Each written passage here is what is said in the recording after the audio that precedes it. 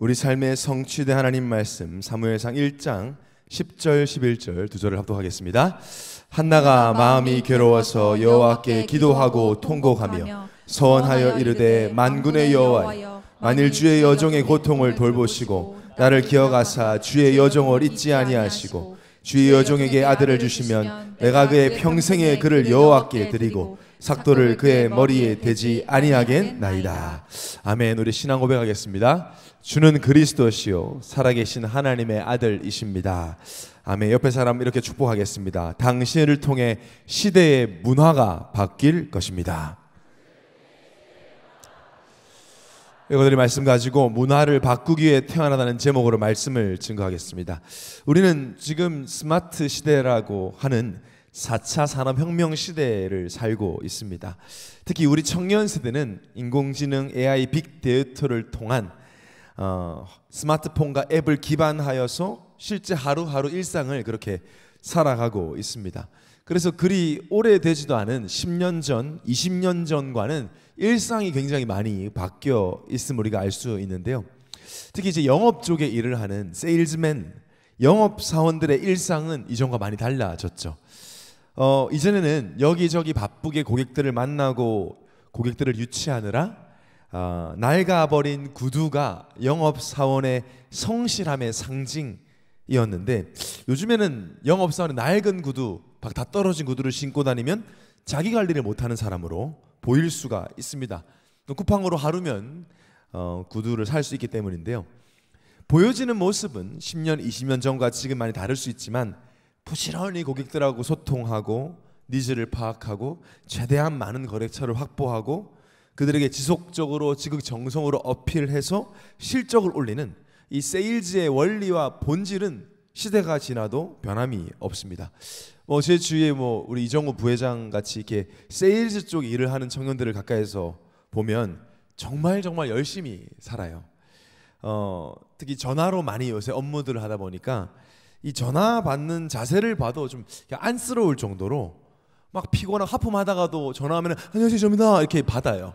받고서는 막 운전 중이고 뭐 스피커폰으로 해놔요. 그러면 팀장이 굉장히 좀 죄송한데 꼰대스러운 말투로 정우 바빠? 벌써 퇴근했니? 막 이러면서 전화가 오면 아닙니다. 뭐 가고 있으면 지금 나랑 농구하러 가고 있는데 일하는 가입니다. 거래처 가고 있습니다. 막 거짓말을 해요. 그럼 옆에 누구 없니? 아무도 없습니다. 제가 있는데 아무도 없습니다 하면서 막 얘기를 하는데 전화인데도 막 굽신굽신 거리면서 예 해요. 그리고 실제 막 구매를 제안하고 거래처랑 전화를 하고 매몰차게 거절을 당해도 웃으면서 다음에 잘 부탁드리겠습니다 이렇게 이야기를 하죠. 저는 그 모습을 보는데 전혀 불쌍하게 보이지 않았어요. 오히려 멋있게 보이잖아요. 당연한 거 아닙니까? 세일즈맨의 목표는 세일즈예요. 영업을 실적을 올리는 것이기 때문에 굽신을 거리든 아부를 떨든 아첨을 하든 뭐가 됐든 어쨌든 목표는 세일즈를 올리는 것이기 때문에 그렇게 사는 것이 당연한 것이고 또 멋있고 프로페셔널한 거죠. 저도 영적인 세일즈맨이기 때문에 그렇게 세일즈를 합니다. 저의 목표는 우리 예원의 청년들을 통해 시대와 교회들을 살리고 후대들을 살리고 전 세계에 복음을 전하는 거예요. 그거 말고 저에게는 중요한 게 하나도 없어요. 이것 때문에 저는 살아요. 밥 먹는 이유, 잠자는 이유, 운동하는 이유가 다 전부 다 목회자인 저에게는 우리 청년들과 함께 교회와 세계와 전 후대들을 살리는 것, 전 세계 교회를 살리는 것이 제 삶의 이유고 최고 가치예요. 모든 것이 저는 삶의 이유가 거기에 있습니다. 근데 이 영적인 일이다 보니까 제가 열심히 한다고 해서만 되는 것이 아니에요. 하나님 일하셔야 돼요. 하나님이 하셔야 됩니다. 하나님의 나라가 임해야 돼요. 성령이 우리를 통해 역사하셔야 되고 우리를 사용하셔야만 되죠. 그러니까 저의 관심은 하나님이 역사하도록 계속 그 방법을 찾죠. 어떻게 해야 하나님이 역사하실까? 누구를 통해 역사하실까? 이왕이면 나와 우리 청년을 통해서 역사하시면 좋겠는데 어떻게 해야 그래야 우리가 삶의 이유와 가치 또 하나님께 영광을 돌릴 수 있는데, 그래서 저는 영적 세일즈를 계속 하는 것이죠. 하나님 역사할 수밖에 없도록. 그래서 저는 지난주 강단 말씀인 중보기도 공동체라는 말씀 들으면서 너무너무 아멘이 되어지죠. 너무 깊은 그냥 아멘 입술로 그냥 아멘 동의합니다 정도가 아니라 너무 제 마음 깊은 곳에서 믿어지고 감사하고 영적 세일즈의 열망이 막 불타오르는 것이죠. 당연한 얘기지만 제가 당연한 말씀을 당연하게 드립니다. 당연한 얘기지만 저는 예수를 그리스도로 믿는 하나님의 자녀가 예수 이름으로 기도할 때 전능하신 하나님이 들으심을 믿습니다. 되게 당연한 얘기예요. 근데 사실 여러분 지금 아멘 했지만 여러분 깊은 영혼 끝에서부터 이 아멘이 되어지는 사람은 아마 실제 기도를 하고 있을 거예요. 성경에서 말씀하신 대로 먼저 그 나라와 의를 구하고, 마가복음 9장 29절 작년 우리 붙잡았던 원단 말씀처럼 기도 외에는 절대로 흑암과 이 어둠의 세력을 이길 수 없기 때문에, 흑암이 역사하는데 어떻게 하나님 나라가 확장되겠습니까? 기도 외에는 말씀에서 안 된다 하셨으니 기도밖에는 할 것이 없는 것이죠. 그래서 기도는 하나님의 자녀가 누릴 특권 중에 최고의 특권이고요. 그래서 기도를 해라 라고 말하는 자체가 되게 어불성설이에요. 앞뒤가 안 맞는 소리예요. 안 할 이유가 없는 것이죠. 돈이 드는 것도 아니고 또 시간이 되게 많이 드는 것도 아닙니다. 어떤 이슬람처럼 형식과 어떤 태도를 갖춰야 되는 것도 아닙니다. 그냥 언제나 숨쉬듯 항상 할 수 있는 기도를 안 하는 게 너무 이상한 것이죠. 기도하면 하나님이 들으시고 반드시 역사하시니까요. 특히 저는 나의 연약함과 무능함을 알기 때문에 내 힘으로 이 목회자라는 좁은 길을 계속 갈 수도 없고 청년들을 바르게 지도할 수 없기 때문에 하나님의 역사를 구합니다. 간구하죠. 뭐 다른 기도가 안 돼요. 잘 해도 되죠. 뭐 아무도 하지 말라는 얘기 안 했는데 전 청년들과 교회와 사역을 위해서 기도밖에 안 돼. 그게 저한테 가장 급하고 가장 중요해요. 그러다 보니 최대한 많은 기도 배경을 확보하는 세일즈를 많이 합니다. 많이 필요해요. 기도 배경이. 나를 위해, 우리 청년들을, 여러분을 위해 기도해 줄 기도 배경이. 여러분은 부탁 안 했지만 저는 그래야 여러분을 통해 하나님이 역사하시기 때문에 최대한 우리 청년들을 위해 기도하는 기도 배경을 많이 확보하는 것이 저한테는 영적 세일즈란 말이죠. 그래서 저는 기도해달라는 말을 남발하지 않습니다. 왜? 기도를 안 해줄 것 같은 분에게는 아예 부탁을 안 해요. 그래서 저는 기도해 주십시오라는 말을 쉽게 하진 않아요. 그냥 인사치레 하듯이 기도해 주세요, 기도할게요, 이렇게 하고 싶지 않아요. 저도 청년들이 기도해 주세요라고 하면 기도한다라고 말하는 사람들은 그날 하루라도 기도합니다. 반드시 약속을 지켜야 되니까. 그래서 정말 기도의 역사를 믿는 분, 정말 기도하시는 분에게 기도 부탁을 드려요. 진지하게. 그리고 기도해 주셨음에 감사함을 자주 전합니다. 제가 얼마 전에도 큰 세일즈를 한 건 올렸습니다. 여러분께 자랑을 좀 하려고요. 제가 작년 12월에 부산에서 임원단 워크숍 갔는데 이동하는 중에 경미한 교통사고가 났어요. 뒤에서 충돌해서 제가 충돌하는데 이렇게 앞을 집어가지고 제가 오른쪽 어깨를 조금 다쳤어요. 당연히 티 안 났죠. 뭐 그 심하진 않은데 이렇게 움직이면 이렇게 못하는, 약간 이게 안 되는 정도였어요. 그래서 치료를 계속 받았죠. 뭐 그거 가지고 막 들어눕고 이러진 않았어요. 저는 뭐 그냥 치료를 받았는데 많이 좋아졌어요. 어느 정도 많이 좋아지기도 하고, 이제 또 헬스하니까 해보면 알거든요. 되면 괜찮아진 거죠. 전화가 와요. 합의 전화가 와서 뭐 합의를 하고는 합의가 한 100만 원 정도를 주잖아요. 갑자기 100만 원이 생겼으니 꽁돈이 생긴 것 같기도 하고, 이게 어떻게 좀, 이게 뭔가 내가 노력해서 번 돈이 아니잖아요. 그러다 보니까 저는 어릴 때 그렇게 좀 배웠던 것 같아요. 이렇게 쉽게 이렇게 갑자기 생긴 돈은 좀 좋게 쓰면, 빨리 쓰면 좋다. 이걸 뭐 가지고 막 투자하고 이런 거보다는 그래서 그날 금요일 날 합의 전화를 받고 입금이 돼가지고 어떻게 이걸 잘 써야 가장 가치 있게 쓸 수 있을까라고 생각했는데, 그날이 금요일이었어요. 금요기도에 참석했는데 그때 마침 새로 중보기도국이 세워졌다라는 얘기를 담임 목사님 하셨어요. 근데 그게 전 하나님의 음성으로 들리는 거예요. 세일즈. 이거 기도 배경을 확보해야 되겠다.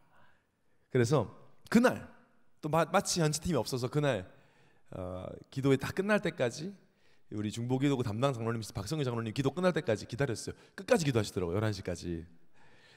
뒤에 앉아서 기다리고 있다가 바로 제가 이제 전해드렸어요.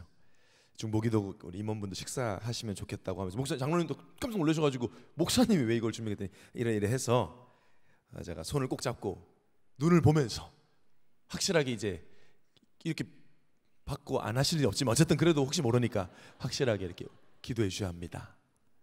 청년들이 지금 이런 여정을 하고 있습니다. 꼭 기도해 주셔야 됩니다.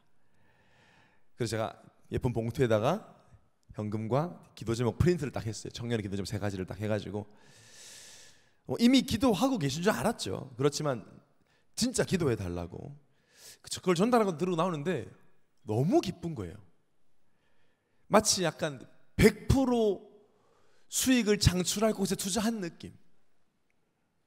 그래서 며칠 뒤에 영상 하나 보내주셨는데 온라인 기도회를 하면서 중보기도국에서 우리 어른들이 우리 여러분을 두고 막 부르짖고 기도하는 그걸 보내주셨어요.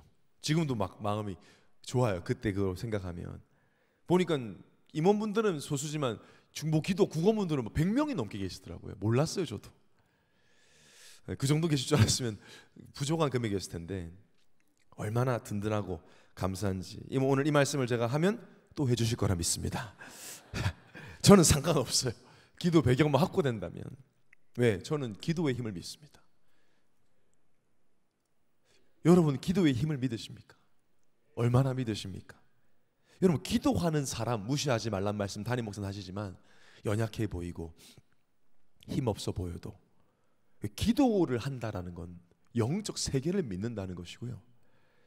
영적 세계를 믿는다는 건 하나님이 전능자고 주권자를 믿는다는 얘기예요. 그러면 믿음을 통해 하나님이 역사하시는데 결국 성경적으로 말하면 기도하는 사람에게 하나님이 역사하실 수밖에 없어요. 근데 기도하는 자는 잘 모르죠. 기도하냐 물어보면 다 한다고 하니까. 기도하는 사람의 특징이 여러 가지가 있지만 제가 경험해본 바로는 기도하는 사람을 만나면요 기도하고 싶어집니다. 저는 그래서 그걸 두고 기도했어요. 이번 한 주간 동안 우리 예원의 청년들이 단순한 중보기도 공동체를 넘어서 만나면 기도가 하고 싶은 사람이 되게 하여 주옵소서. 만나서 대화만 했는데 기도하고 싶어. 너무 멋있지 않아요 여러분? 여러분이 그런 사람들 어때요? 여러분이 그냥 직장에서 누군가를 얘기를 하는데 나 예수 믿고 기도하고 싶다라는 마음이 들게 한다면, 근데 그건 포장과 흉내로 되는 게 아니라 실제 기도하는 사람이어야 해요. 성경을 통해서도 확인할 수 있지만 여러분은 청년들 아닙니까? 이제 알아야 합니다. 역사가 증명하잖아요. 말 잘하는 사람, 날카롭게 비판하고 분석하는 사람을 통해 하나님은 일하신 적이 없어요. 그게 꽤나 멋있어 보이고 그럴듯해 보이고 뭔가 설득력 있어 보여도 설득력 있는 사람을 통해 하나님 역사한 것이 아니라 어눌하고 설득력 없어도 기도하는 사람, 하나님을 믿고 자녀의 특권을 알고 믿는 영적 사실을 믿고 천국을 소망하는 기도하는 사람을 통해 하나님이 역사하셨습니다. 이것이 우리에게는 당연한 거죠. 서로를 위해서 기도하고 항상 기도하고 모든 것을 기도로 연결하는 것이 우리에게는 당연한 문화예요. 나에게 소중한 사람은 나를 위해 기도해 주는 사람, 기도해 주는 사람을 귀인으로 여기고 감사하며 섬기는 것이 우리 예수 믿는 우리에게는 당연한 문화예요. 근데 아마 여러분의 불신자 친구들이 제가 지금 100만 원을 이렇게 쓴 것을 알면 헛웃음을 지을 겁니다. 야, 나 주지. 내가 그거 비트코인 이런 거 투자해서 금방 불려준다. 이런 얘기 할 거예요. 야, 무슨 100만 원 기도 부탁. 이거 대단하시네 라고 하겠죠. 무슨 차이예요? 문화 차이입니다. 문화. 미국에서는 지나가는 사람을 보면 인사해요. 인사. 처음 보는 사람이에요 당연히. 근데 인사를 안 하면 이상한 사람이에요. 그냥 지나가면 하이 이렇게 해요. 저도 여기서는 그렇게 잘 못하지만 미국 가면 자동으로 지나가면 인사해요. 그것도 하이 이러지 않습니다. 그럼 하나인 줄 알아요. 그럼 이제 웃으면서 하이, 헬로. 만약 그 사람 반응이 좋다 그러면 How are you까지 갑니다. How are you 하다가 대화 계속 할 수도 있어요. 미국은 엘리베이터 탔다 무조건 몇 층 가세요? 물어봐요. 먼저 물으면 몇 층간 눌러주고 오늘 하루 어떠세요? 좋아요? 어디서 오셨어요? 물어보고 막 대화하고 쿨하게 또 좋은 하루 되세요. 되게 당연한 문화예요. 여러분 오늘 아파트에서 그렇게 해보세요. 이상한 사람이 됩니다. 의도가 있나? 신고합니다. 안녕하세요. 어디 가세요? 왜요? 오늘 하루 어떠세요? 네가 뭔데요? 아니면 대꾸를 안 해버릴 거예요. 신고 엄마 막 전화하고서. 문화예요 문화. 문화에 따라서 나에게는 되게 불편한 게 어떤 사람에게 너무 편안하기도 하고요. 나에게는 너무나 좋은 것이 어떤 사람 되게 신뢰가 되기도 합니다. 문화. 그래서 오늘 말씀이 중요해요. 5월 Born for This라는 키워드 붙잡고 지금 5월의 마지막 주일 예배를 드리고 있습니다. 오늘 하나님 우리에게 말씀하십니다. Born for This의 최종 점을 찍기 원하십니다. 우리가 선교를 위해 예배를 위해 증인되게 태어나고 결국엔 문화를 바꾸기 위해 우리는 태어났다. 시대마다 복음과 상관없는 문화가 주를 이뤘습니다. 그러나 성경의 믿음의 선조들은 시대마다 그 시대 문화에 휩쓸리지 않고 문화를 뒤바꿨어요. 오늘 말씀을 통해 우리가 깨어나야 합니다. 그냥 저냥 살고 있었다면 영적으로는 졸고 있는 것입니다. 왜냐? 우리는 그냥 저냥 살아가도록 창조되지 않았습니다. 흘러가는 대로 살아가라고요. 어디로 흘러가는 줄 알고? 어디로 흘러가는 줄 알고? 여러분, 아름다운 냇가 하천에 돛담배를 띄운다. 아름다워 보이죠? 어디로 가는 줄 알고요? 그 하천의 끝이 어딘 줄 알고 그렇게 인생을 살아가란 말입니까? 좀 그냥 순응해라 시대 흐름에. 시대가 그렇잖아. 왜 순응해야 되는데요? 그게 어디로 가는데요? 그 시대 문화 누가 만들었는데요? 왜 청년들이 대책 없이 시대를 따라갑니까? 그게 되게 위험한 거잖아요. 깨어나야 돼요. 우리도 모르게 우리 역시 예수 믿는 우리조차 세상 문화에 물들어서 익숙해져 버린 것이 굉장히 많이 있습니다. 우리도 모르게 하나님 모실 때 너무 이상한데 우리는 아무렇지도 않은 게 많아요. 하나님 모실 때 너무 기괴하다, 너무 흉측하다라고 하나님 모시는 게 우리는 왜요? 이게 이렇게 되어 있어요. 우리도 모르게. 오늘 발견해야 됩니다. 내 안에 있는 세상 어느 순간 스며들어 버린 세상 문화도 발견하고 그 문화를 바꿀 힘과 비밀도 발견해야 됩니다. 하나님은 우리에게 예배를 통해 문화 바꿀 힘을 예비해 두셨습니다. 우리는 깨닫기만 하면 돼요. 다른 청년들은 모르겠어요. 근데 우리만큼은 복음의 눈, 성경의 눈, 영적인 눈으로 세상을 봐야 해요. 여러분, 세상이 좋아 보이는데 어떻게 세상을 살려요? 세상이 부러운데 어떻게 세상을 전도하고 선교할 수 있겠어요? 전도 선교가 안 품어지는 게 아니라 솔직히 세상이 더 좋은 거 아닙니까? 세상이 좋아 보이니까 살리고 싶지 않은 거잖아요. 나도 그 속에 하나 일원이 되고 싶을 수 있잖아요. 내가 그쪽이 되고 싶은, 그 편이 되고 싶은데 어떻게 그 편을 살릴 수 있겠어요? 성경은 뭐라고 말합니까? 세상을 멸망 상태라고 말해요. 왜 멸망 상태라고 말하느냐? 하나님 없는 세상 문화이기 때문이에요. 하나님이 없어요. 그 자체가 재앙입니다. 그 자체가 죄입니다. 자, 1번이에요. 하나님 없는 세상 문화. 여러분, 우리가 왜 창조되었죠? 하나님을 예배하고 하나님께만 영광을 돌리도록. 하나님이 없다? 하나님 예배하지 않는다? 그 자체가 하나님과 원수관계입니다. 내가 뭘 잘했다 잘못했다, 우리는 자꾸 그런 원리로 우리의 이 구조가, 사고가 돌아가지만 하나님 보시면 하나님 없다? 재앙이에요. 하나님 없다? 죄예요. 대적이에요. 눈에 보이는 결과는 그다지 중요하지 않은 하나님께는요, 본질이 중요해요. 좋아 보이고 괜찮아 보이고 심지어 행복해 보여도 행복이라는 감정을 부정하는 것이 아니라 영적으로는 재앙이에요. 하나님이 계시지 않는다면. 자, 하나님이 살아계시지 않다는 말이 아닙니다. 하나님은 살아계시죠. 그런데 하나님 없는 것처럼 살아요. 하나님 없는 것처럼 산다는 말은 하나님 말씀과 아무 상관없이 살아요. 여러분 생각해 보세요. 지금 불신 가족들, 불신자 친구들, 하나님 말씀과 상관 있습니까? 없죠. 재앙이에요. 멸망 상태입니다. 그게 당연해요. 문화가 되어서 하나님이 중요하게 여기는 걸 가치 없게 여겨요. 교회, 복음, 가정 가치 없어. 반대로 하나님 끔찍하게 여기는 걸 사랑하는 게 세상 문화예요. 하나님 말씀 앞에 목숨 겁니다. 우리가 아까 주일 예배 전에 찬양했잖아요. 하나님 말씀 운명을 겁니다. 순종합니다. 생을 드립니다. 라고 불신자들한테 얘기해 보세요. 절레절레. 아이고 광신도네, 답 없네, 야 개독교 답 없다. 여러분 실제 불신자 그런 말 많이 해요. 야 너 절대 결혼할 때 기독교인 만나지 마라, 답 없다. 그래서 실제 저는 그런 경우 많아요. 막 얘기하다 교회 다니세요? 저 교회 다닙니다. 그러면 웃어요. 이래요. 마치 자기가 교회를 아는 것처럼. 그게 재앙이에요. 모두가 다 그렇게 사니까 괜찮은 줄 알아요. 그게 문화입니다. 아마 이 얘기를 다른 사람들, 신앙이 별로 없는 사람 들으면, 목사님 그게 어때서요? 다 열심히 살잖아요. 최선을 다하잖아요. 나름대로 남에게 피해 안 주고 잘 살죠. 맞아요. 잘 살아요. 일본 같은 나라, 유럽의 많은 선진 나라, 예수 안 믿고 교회 안 다니고 하나님 없지만 잘 살아요. 남에게 피해 안 줘요. 자기가 할 거 하고 만족해하면 잘 지내요. 그게 왜 나쁩니까? 나쁘다고 안 했습니다. 하나님 보실 땐 재앙입니다. 하나님 볼 때는 그 자체가 소돔과 고모라입니다. 우리가 소돔과 고모라를 말하면 뭔가 유흥과 환락이 넘치고 각종 범죄가 넘쳐나는, 겉으로 볼 때 휘황찬란하면서 속에 완전히 타락한 모습이 보이는 것만 생각하는데 그게 속는 겁니다. 하나님이 없으면 소돔과 고모라예요. 티벳에 가면 수도승들이 경건하게 새벽에 일어나서 불공을 드립니다.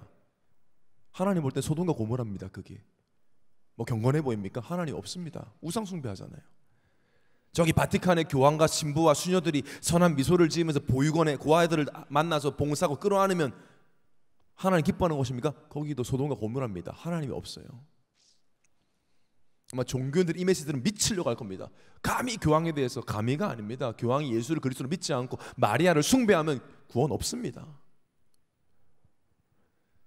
하나님 없는 것이 소돔과 고모라입니다. 하나님 말씀과 상관없이 사는 그 자체가 하나님을 대적하는 것입니다. 하나님 없는 세상, 하나님이 없으니까 뭐만 남아요? 사람만 가득한, 인본주의만 가득한 곳. 그 현장이 재앙 현장이고 우리가 그런 현장을 살려야 합니다. 자, 이렇게 우리가 외치면 우리가 이상한 사람이 되겠죠? 괜찮아요. 문화니까. 우리가 이상한 건 세상에서는 당연한 겁니다, 여러분. 그래도 외쳐야 돼요. 아니, 산에 불이 타는데 다 불타는 걸 괜찮다고 우리가 불을 안 꺼야 됩니까? 꺼야죠. 타게 냅둬? 아니요, 꺼야 됩니다. 타는 게 괜찮다? 아니에요. 그걸 들을 필요가 없어요, 우리는. 왜냐? 세상 문화는 결국 재앙을 부르는 문화입니다. 하나님이 없는 곳엔 죄뿐이 없어요. 죄밖에 없어요. 하나님이 없으면 죄밖에 없어요. 죄는 마귀와 귀신들의 역사들을 끌고 옵니다. 결국 재앙이 임해요. 뭐 이미 임했죠. 하나님 없으니까. 로마서 1장 28절 32절에 분명히 말합니다. 28절에 보면 그들이 마음에 하나님 두기를 싫어하며, 하나님의 마음이 안 계셔요. 재앙이죠 이미. 그러니까 하나님 두기를 싫어하니까 하나님 없는 차 하나 내버려둬요. 제일 무서운 재앙입니다. 유기, 형벌이에요. 놔둬버려요. 잘 사는 것처럼 보이지만 29절에 뭐가 가득해요? 온갖 불의, 추악, 탐욕, 악이 가득하고 살인, 분쟁, 시기, 악도 가득하고 수군수군하고 비방하고 능욕하고 교만하고 악을 도모하고 우매하고 오만 문제가. 근데 더 큰 문제는 32절에 이 같은 일을 행하는 자는 사형에 해당한다고 하나님이 정하심을 알고도 자기들만 행할 뿐 아니라 또한 그런 일을 행하는 자를 옳다 하느니라. 하나님의 심판이 있음에도 뭐 어때서 이게 맞아 라고 말한다는 거예요. 문화니까. 다들 그러니까. 지금의 세상의 모습과 똑같아요. 그리스도 아니면 안 된다고, 당신은 원래 하나님 형상 지어졌다고, 하나님 믿지 않으면 3, 4대가 우상숭배가 망한다고 말해도 무슨 소리야? 이게 맞아, 내가 옳아. 문제 가득하면서도 그렇다는 거죠. 죄만 남아있으니 하나님이 가장 싫어하는 걸 당연하게 해요. 당연하게. 그게 뭐예요? 우상숭배입니다. 가장 싫어하는 거. 하나님 왜 하지 말라 그랬죠? 재앙 오니까. 하나님은 우리에게 재앙 주기 원하시는 하나님이 아니시잖아요. 제가 지난주에 인도네시아 우리 신학교 강의차 인도네시아 발리 섬에 다녀왔습니다. 처음 가봤어요. 인도네시아에. 인도네시아는 인구의 87%가 이슬람 믿지만 이상하게도 유난히 발리 섬만 90% 가까이 힌두교를 믿습니다. 힌두교는 대표적인 다신교죠. 모든 걸 신으로 믿는 종교입니다. 굉장히 더러운 종교입니다.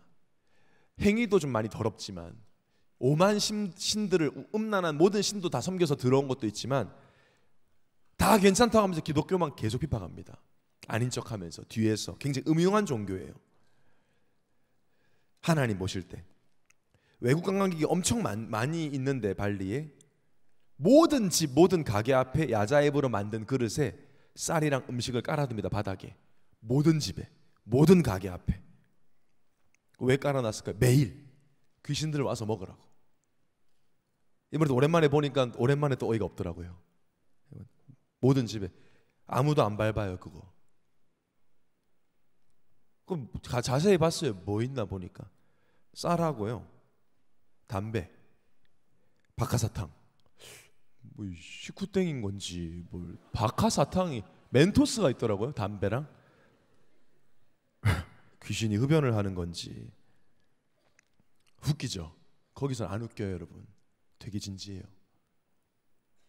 되게 불쌍해요. 저는. 그들은 제가 불쌍해요. 귀신을 달래기 위해서 한답니다. 재수 없는 일이 생기지 않도록. 기뻐서 하는 거는 모든 종교는 신을 두려워서 합니다. 우리처럼 하나님을 사랑하고 기뻐해서 하지 않아요. 예배를 볼 때마다 지저분해요. 근데 발리는 아주 얌전한 편이고요. 저 네팔을 카트만두 가보면요, 거기는 뭐 힌두교식 장례식을 봤는데 시신을 불에 태워서 겐지스 강으로 흘러보내는데요. 왜냐면 그래야지 이웃에 다시 태어난다고 믿으니까요. 근데 그 물을 마십니다. 시신 태운 물을 마시고 애들 수영해요. 저는 막 왜? 저 뭐야? 이러는데 그들은 아무렇지도 않아요. 문화, 힌두 문화, 귀신 문화죠. 재앙 문화죠. 고도의 사단의 전략이죠. 문화라는 이름으로 포장해서 다 망하게 하는 겁니다. 문화라는 이름으로 납치해서 다 죽이는 겁니다. 안 하는 게 이상한 게 돼요. 거부함은 추방이에요. 외국인들은 발리에는 높은 건물들이 없더라고요. 고층 건물이 없어요. 왜냐? 신보다 건물이 높아서는 안 된대요. 귀신들이 걸어다니다 부딪힌대요. 참 무능한 귀신이죠. 우리나라 귀신은 적어도 그렇지는 않은데요. 우리 정인성 선생님 말씀해 주더라고요. 1년에 한 번은 귀신 컨퍼런스가 있답니다. 여러분, 귀신 대회, 귀신의 날. 그래서 그날은 불 끄고 가게 문 닫았고 하루 종일 사람은 밖으로 나오면 안 된대요.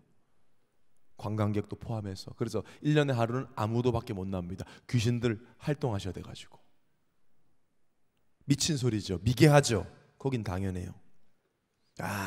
힌두교 미개하다, 인도네시아 미개하다. 우리나라 1년에 2번 음식 앞에 절합니다. 미개하게. 돼지머리 앞에 10,000원짜리 꽂아가면서 막걸리 뿌리면서 절합니다. 엄청 미개하죠.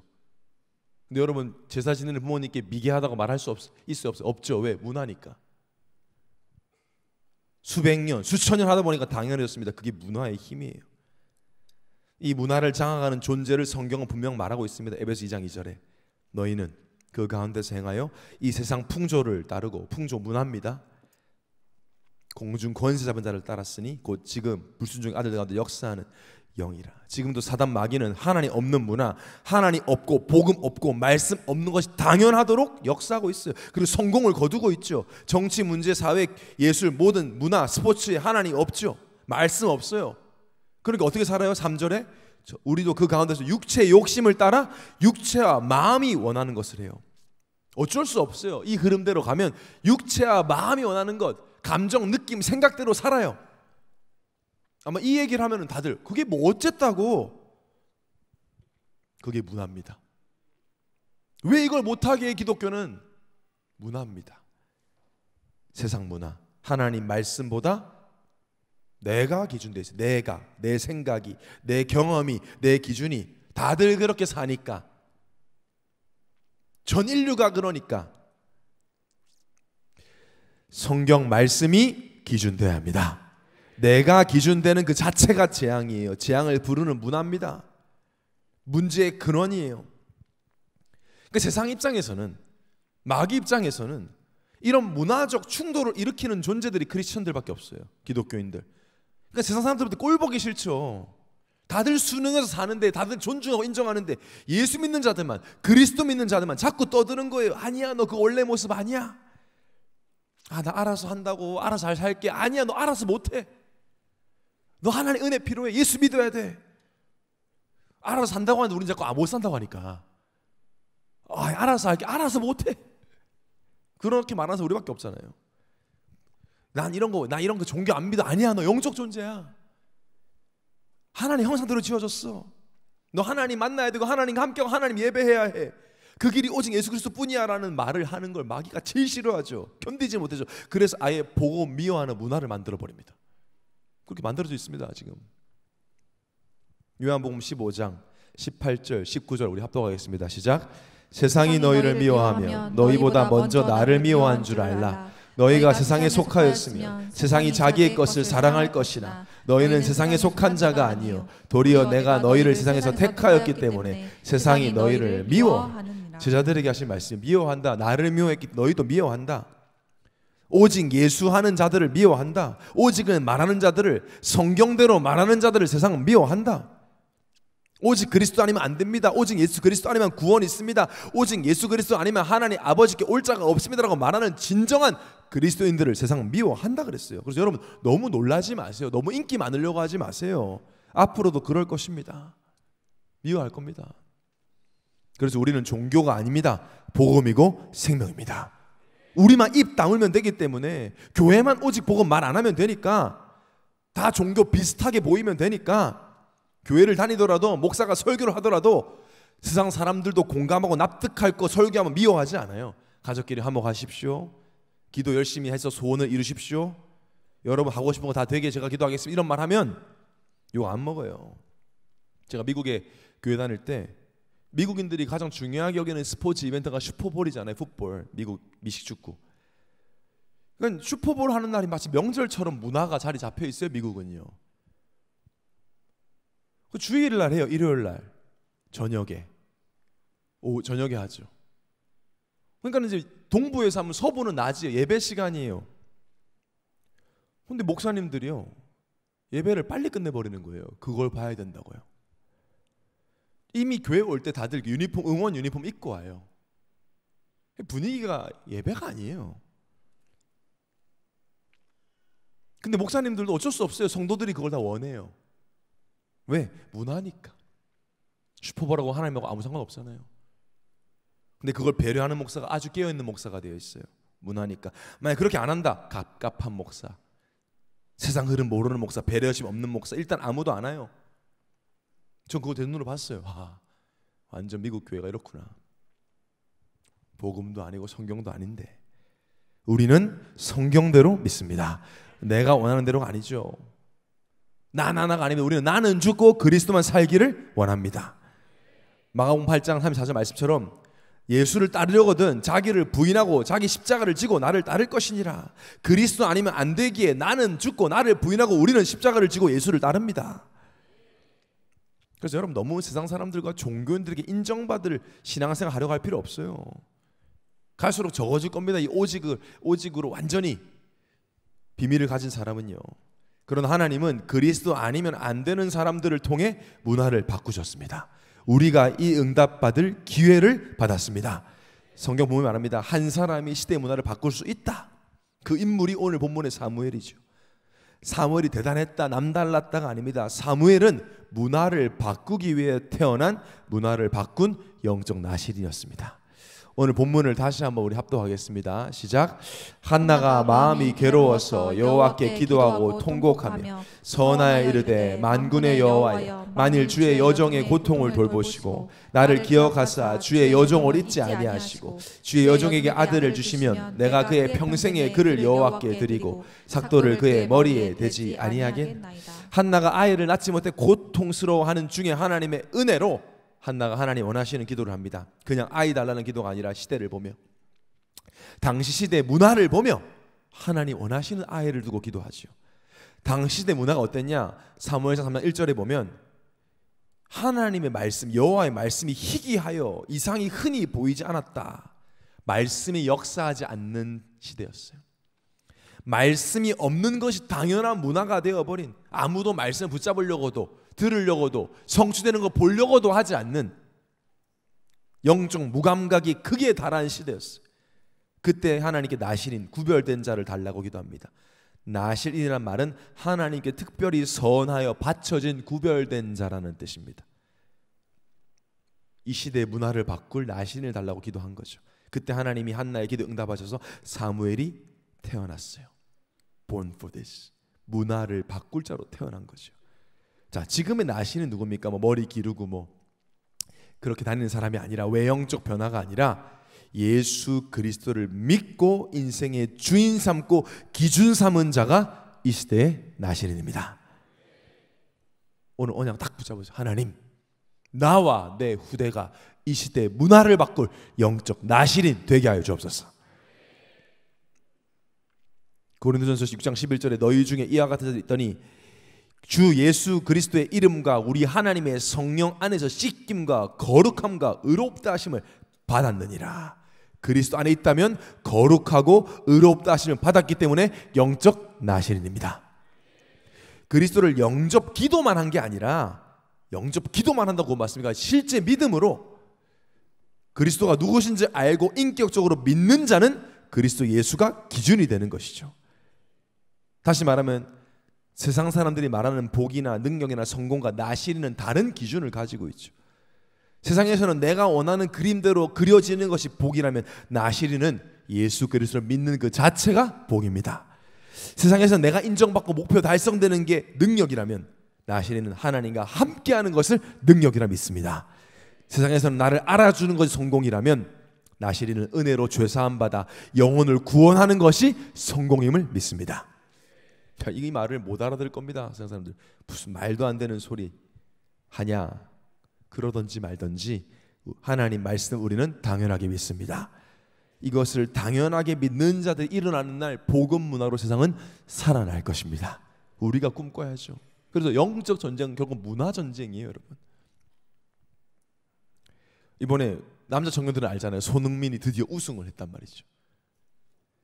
저도 새벽에 인도네시아 도착해가지고 뉴스를 딱 보는데 우승했다고 하길래 나도 모르게 주책밖에 눈물이 질끔 나는 거 있죠. 손흥민 이미 수백억 벌고 있는데 막 드디어 손흥민 이거 없었으면 어쩔 뻔했냐면서 막 이상한 소리를 했는데, 그래서 영상을 봤어요. 우승컵 들어올리고 한국 사람이 말이야 영국에서 주장으로 이렇게 기쁘더라고요. 근데 씁쓸한 건 계속 보는데, 그 경기장을 보는데 사람 꽉 찼어요. 근데 보니까 손흥민이 경기하고 있었던 경기장이 아니라 손흥민 홈구장에서 영상으로 그 경기를 보는데 꽉 찼더라고요. 영상 보는데 영국 교회는 아무도 없거든요. 지금 영국 교회는 문 다 닫았는데 경기장은 사람이 꽉 찼어. 어떤 팬은 보니까 몸에 손흥민 문신 새겼어. 영국 사람인데 손흥민 문신을 여기다가 바로 새겼어. 이만한 거 이쪽에도 새겼어. 그러니까 한국 사람들이 보면서 진정한 팬이다 박수 쳐줘. 막 울면서, 할아버지가 울면서 막 죽기 전에 토트넘 우승을 봐서 이제 죽어도 편하게 죽겠다고. 할아버지 멋있다. 만약 우리가 이 복음 전역에서 죽어도 좋아요, 나 예배 드릴 수 있다면 다 포기할 수도 있어요, 버릴 수도 있어요 라고 말하면 또라이다, 저 완전 사이비 잡종교다, 저거 욕을 할 겁니다, 세상은. 그러니까 여러분, 세상 사람들이 복음에 대해서, 교회에 대해서 하는 말에 별로 영향받을 필요가 없어요. 합리적인 신앙생활, 성경 어디에 나와 있습니까? 합리적인 신앙생활이. 여러분, 이슬람들을 보세요. 구원도 없는 이상한 종교지만 타협 없이 자기들의 길을 가버리니까 지금 무슬림 문화 만들어져 있습니다. 공항마다 무슬림 기도처 있습니다. 아니, 무슬림들보다 우리가 확신 없다는 게 말이 됩니까, 여러분? 무슬림들보다 우리가 믿는 예수 그리스도에서 확신 없다는 게 이게 말이 되는 소리입니까?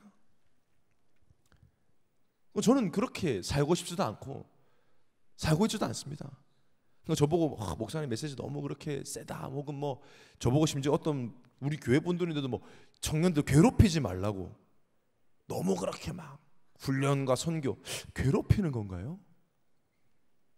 청년회 때 세상 문화 타협하지 않고 세상 살릴 복음 문화를 만들겠다고 도전하는 것이 뭐가 잘못됐습니까? 청년회 때 세계 여행 가기 위해서 돈 모으는 거는 괜찮고 선교하기 위해서 기도하면 돈 버는 건 극단적인 겁니까? 우리는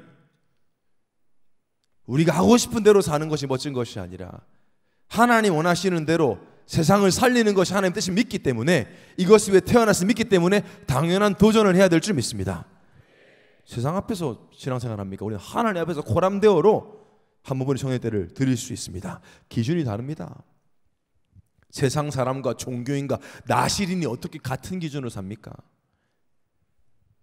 당연한 거죠. 사무엘에게는 당연했습니다. 그렇게 사는 것이. 나시린의 방향은 모두를 살리는 문화를 만들어내는 것에 있지요. 그 대표적인 장면이 사무엘상 7장에 나오는데 우리가 잘 아는 미스바의 예배입니다. 사무엘상 7장 5절에 보면 사무엘이 이르되 온 이스라엘 미스바로 모이라, 내가 너희를 위해서 여호와께 기도하리라. 이스라엘에게 블레셋이라는 나라는 고질적인 문제였습니다. 여러 세대에 걸쳐서 블레셋과의 관계를 해결해 보려고 했지만 잘 되지 않았어요. 당시 이스라엘의 지도자였던 사무엘은 이스라엘 영적 회복으로 예배를 개혁 중에 있었어요. 우상을 제거하고 하나님 앞에 올바른 예배를 드리려고 하는데 또 쳐들어왔어요, 블레셋이. 우리로 치면 고질적인 문제가 또 생겨서 내가 지금 집중하고 내가 은혜 받으려고 하는데, 그때 이스라엘의 지도자였던 사무엘은 대책을 마련했어야 합니다. 군사적 대응을 할 건지 정치적인 로비를 할 건지. 근데 사무엘은 알고 있었어요. 그것들은 근원적 해결책이 아님을. 그동안 다른 것 때문에 일어난 문제가 아니라 하나님 앞에 온전한 예배를 드리지 않았기 때문에 일어난 문제라는 걸, 지금 하나님은 바른 예배를 드리기 원하신다는 것을 알았기 때문에 그때 더욱 사무엘 하나님 앞에 올바른 예배를 드립니다. 7장 9절 10절에 보면 사무엘이 젖먹는 어린 양 하나를 가져다가 온전한 번제를 여호와께 드리고 이스라엘 위에 여호와께 부르짖으며 여호와께서 응답하셨더라. 사무엘이 번제 드릴 때 블레셋 사람이 이스라엘과 싸우려 가까이 오매 그날에 여호와께서 블레셋 사람에게 큰 우레를 발하여 그들을 어지럽게 하시니 그들이 이스라엘 앞에 패한지라. 요한 칼빈은 이 사무엘의 번제에 대해서 모든 것을 하나님께 드리는 행위이며 이것은 그리스도의 희생을 예표한다라고 했어요. 단순한 전쟁에 승리했던 시간이 아니라 그리스도를 앞세운 예배를 드리는 시간, 하나님께 완전한 복종과 헌신을 결단하는 그 예배 시간에 하나님이 역사하심으로 싸우지 않고 이기는 문화가 바뀌는 순간이었어요. 지금 예배 드릴 때냐 대책을 마련해야지라고 말하는 사람이 왜 없었겠습니까? 그러나 사무엘은 나신이에요. 문화가 달랐어요. 언제나 예배 중심. 문제 오니까 예배부터 떠나는 종교인과는 다른, 문제 왔다면 더욱 그리스도 중심의 예배를 드리는 것이 당연했던 사무엘이었어요. 그래서 이때부터 사무엘이 살아있는 동안 다시는 블레셋이 쳐들어오지 못했습니다. 이 말은 이것을 본 후대들 역시 예배 최우선주의자들로 살았다는 거예요. 문제 해결 유무와 관계없이 올바른 예배 문화가 회복되었다는 것입니다. 문화가 뒤바뀌었어요. 우리가 무슨 힘으로 세상의 문화를 바꾸죠? 우리가 무슨 캠페인이나 활동을 해야 세상 문화를 바꾸고 살릴 수 있겠습니까? 우리 힘이 아닙니다. 우리는 예배를 위해서 태어났으니 하나님 앞에 예수 그리스도 중심의 올바른 예배를 드리면 됩니다. 나의 삶을 예배 중심으로, 예배 드리시는 말씀 중심으로 살아갈 때 하나님 우리를 통해 문화를 바꾸실 줄 믿으시기를 바랍니다. 그래서 오늘 영적 나시린다운 결단과 기도를 시작해야 돼요. 결론입니다. 기도 제목입니다. 하나님 나를 문화 개혁자로 세워 주옵소서. 당연해진 게 이상해서 당연히 예배드려야 되는데 당연히 우상 숭배하잖아요. 우리처럼 예배 중심으로 살면 이상하다고 광신도라고 말하잖아요. 아니 사람의 말보다 하나님 말씀을 따라야 되는데 하나님 말씀보다 사람 말을 듣는 게 당연해져 버렸잖아요. 아니 정년회 때 복음에 뿌리 내리고 집중하면 교회 다니는 부모님조차 너무 빠지지 말라고 하잖아요. 현장은, 시대는 영적으로 신음한 고통 중에 있는데 사무엘 한 사람으로 하나님 하셨습니다. 세상에서는 지나친 것이 우리에게는 당연한 것이 되도록, 세상에서는 미련한 것이 우리에게는 자랑스러운 것이 되도록 우리가 문화 개혁자의 응답을 받아야 돼요. 나 한 사람으로 하나님은 가정, 가문, 후대의 문화를 바꾸실 것입니다. 여러분 가족 초청 예배 그냥 기도하지 마세요. 하나님 이번 가족 초청 예배가 내 가정과 가문과 후대의 문화가 뒤바뀌는 시간 되게 하여 주옵소서. 제사가 끊어지고 무속이 사라지고 예배 최우선주의자들이 후대를 통해 일어나게 하여 주옵소서. 그런 기도해야죠. 우리 후대들은 시간과 물질은 복음과 영혼 구원을 위해 쓰는 것이 당연한 것이 되도록. 우리 결혼하는 정도도 보니까 결혼하고 나서 기도 제목이 다 사무엘 같은 아들을 달라고 기도해요. 먼저 한나가 되세요. 내가 한나가 아닌데 뭐 사무엘을 어떻게 줘요? 내가 문화 바꾸는 꿈을 꾸지 않는데 어떻게 아들 보고 딸 보고 문화를 바꾸라고 할 겁니까? 복음 중심으로 안 사는 것이 이상할 정도로 그런 문화를 우리는 만들어야죠. 그럼 하나님 우리를 통해 현장과 세계와 시대의 문화를 바꾸실 것입니다. 저는 믿습니다. 성경을 믿고요. 그래서 성경대로 신앙생활합니다. 초대교회가 세상 문화 끌려가지 않았고 120명이 하나님이 이들을 통해 세상의 문화를 바꾸셨죠. 전 세계에 복음 퍼져나갔습니다. 왜 우리는 이 응답 받으면 안 됩니까? 같은 예수인데요. 같은 그리스도인데요. 왜 지금은 안 됩니까? 시대가 다르잖아요. 저는 절대 동의할 수 없어요. 시대는 달라도 복음은 똑같습니다. 시대는 달라도 그리스도는 똑같습니다. 우리는 당연하게 오직 예수를 믿고 당연하게 그리스도만을 증거하고 당연하게 교회 중심의 전도 선교 운동을 이어가는 복음 문화를 세울 것입니다. 문화를 바꾸기에 태어났음을 믿음으로 오늘 새롭게 시작하시기를 예수님을 축원합니다.